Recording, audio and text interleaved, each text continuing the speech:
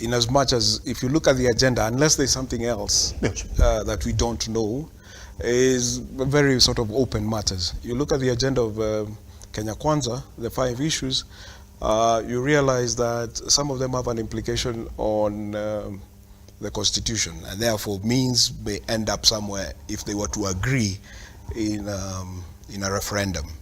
And given what happened to BBI, then the question that we should be asking ourselves as Kenyans, and of course the Kenya Kwanza coalition should be asking themselves whether they are ready to get people, especially in the circumstances that we are in, economically and so on and so forth, that people will be willing to listen to a conversation around a referendum, because we're going to end up in a referendum somehow. Because if you look at that agenda, it proposes to change some parts of the Constitution. So that is from the Kenya Kwanza perspective. From the Azimio perspective, it's a good thing that they're bringing these issues to the table, but I feel sort of let down, because I think there are serious issues that the agenda should have been much more serious than it is. And the reason I'm saying that, without belittling that particular agenda, you look at the issue of, say, for example, cost of living. You can't sit around a table to discuss cost of living.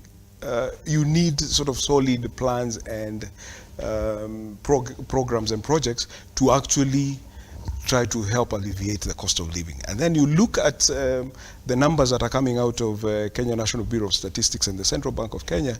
You notice that the inflation rate is falling. And then you look even at conversations on Twitter and so on and so forth. You'll notice people talking about some products prices starting to fall.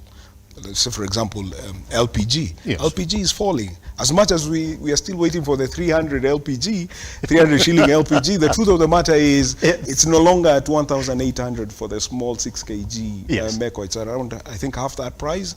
So things are actually slowly coming down. So actually, when you consider the nature of the push and pull of those conversations, you'll end up with a situation by the time we get to the end of the conversation that cost of living is no longer, because farmers are starting to harvest.